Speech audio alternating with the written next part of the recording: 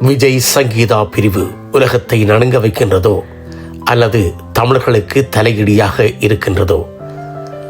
ஏன் இந்த சமூக ஊடகங்கள் இத்தனை எடுப்புக்கள்?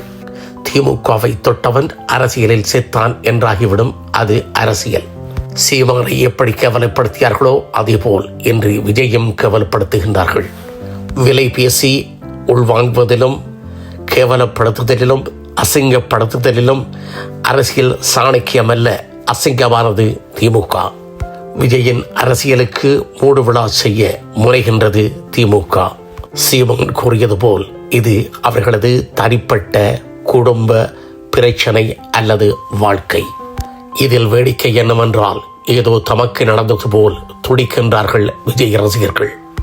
வாழ்க்கை வளமானது. அவர்களது வளமான வாழ்க்கையை நாசுபடுத்த அல்லது நச்சுக்களை பூசாதீர்கள் சமூக ஊடகங்களே. நீங்கள் தொற்றுகின்ற ஒவ்வொன்றும் அல்லது பூசுகின்ற சீர்கள் யாவும் அவர்கள் நாளை வாழ்வை தொடர முடியாமல் தடுக்கும். ஆகவே அன்பார்ந்த ஊடகப் பெருமக்களே, அமைதியாயிருங்கள். அவர்கள் நலமாக வாழ வாழ்த்துங்கள். அரசியல் சாணக்கியர்களை தூக்கி எறியுங்கள். இது விஜய் சங்கீதாக்கு மட்டுமல்ல, யாவருக்கும் உகந்ததாகும். வாழ்க்கை வாழ்வதற்கே நாம் சேறு பூசாமல் வாழ விடுவோம்.